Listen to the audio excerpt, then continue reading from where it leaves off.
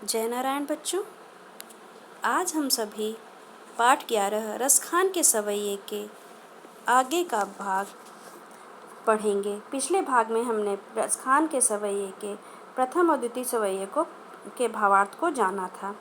आज हम सभी रसखान के सवैये पाठ से तृतीय सवैये एवं चतुर्थ सवैये के भावार्थ को जानेंगे।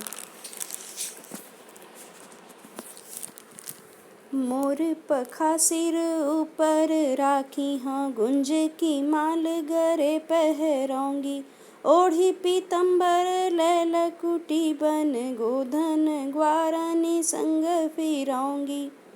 भाव तो वो ही मेरो रस खानी, सो तेरे कहे सब स्वांग कराऊंगी। या मुरली मुरलीधर की अधरा न धरी अधरा न धराऊंगी। यहाँ भावार्थ पे बढ़ने से पहले हम कठिन शब्द के अर्थों को जानें। मोर पखा अर्थात मोर का पंख। गुंज एक प्रकार की वनस्पति। माल का अर्थ है माला। गरे का अर्थ है गले में। पहराऊंगी अर्थात पहन लूँगी।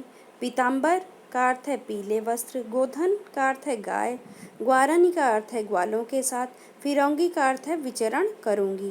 भावतों का अर्थ है पसंद आना। वोही का अर्थ है वही। मोही का अर्थ है मुझे।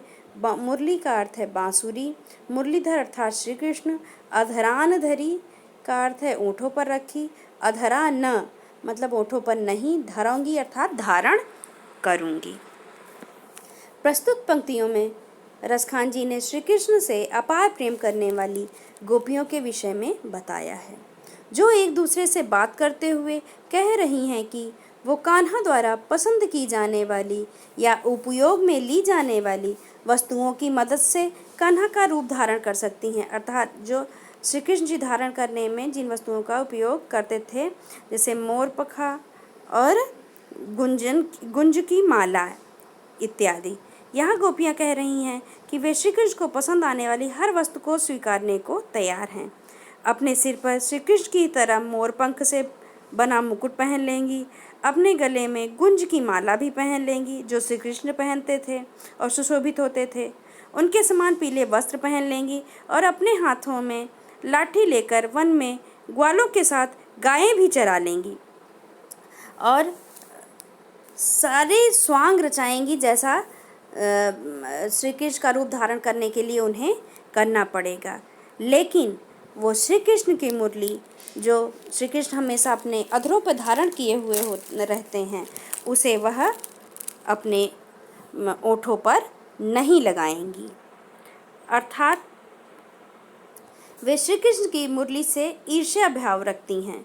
वे उसे अपनी सौत मानती हैं। गोपियाँ कह रही हैं कि श्री कृष्ण हमारे मन को बहुत भाते हैं, इसलिए मैं तुम्हारे कहने पर ये सब कर लूँगी, मगर मुझे कृष्ण के होठों पर रखी हुई मुरली अपने होठों से लगाने के लिए मत कहना, क्योंकि इसी मुरली की वजह से कृष्ण हमसे दूर हुए हैं। गोपियों को ऐसा लगता है कि श्री कृष्ण मुरली से बहुत प्रेम करते हैं और उसे हमेशा अपने होठों से लगाए रहते हैं, अपने पास रखते हैं। इसलिए गोपियाँ मुरली को अपनी सौत के रूप में देखती हैं। अर्थात यहाँ कहने का तात्पर्य यह है कि श्री कृष्ण का रूप धारण करने के लिए गोपियाँ सारे स्वांग रचाने को तैयार हैं, सारे नाटक करने को तैयार हैं। वह श्री कृष्ण की तरह मोर पंख भी अपने सर पे लगाने को तैयार हैं, गले में गुंज की माला रखने को भी तैयार हैं और लकुटी लेकर, लाठी लेकर के और पीताम्बर ओढ़कर, पीले वस्त्र पहन करके गायों को चराने के लिए भी तैयार हैं। लेकिन वो कहती हैं कि मैं श्री कृष्ण के ओठों पर रखी हुई बांसुरी को अपने ओठों पर कभी नहीं रखूंगी, क्योंकि ये बांसुरी ही है जो कृष्ण को हमसे अलग करती है। अब यहाँ आपकी दो वस्तुओं का जिक्र हुआ, जिससे एक वस्तु से तो आप कहीं न कहीं परिचित हैं, मोर पंख आपने देखा है, लेकिन गुंज की माला सभी ने नहीं देखी होगी। तो यहाँ आप चित्र में गुंज की माला देख सकते हैं और उससे परिचित हो सकते हैं। यह किस प्रकार, यह लाल रंग के मोतियों जैसा है ये, और इसकी माला श्री कृष्ण अपने गले में धारण करते थे। अब हम आखिरी सवैये की ओर बढ़ते हैं। काननी दय अंगूरी रही बोझ बही मुरली धुनि मंद बजे हैं। मोहनी तानन सोरस खानी अटा चढ़ी गोधन गए हैं तो गए हैं। टेरी कहाँ सिग रे ब्रज लोगनी काली को कितना समझे हैं। मायरी वा मुख की मुस्कानी समारी न जय है न जय है न जय है। यहाँ पहले हम कठिन शब्दों के अर्थ जान लें।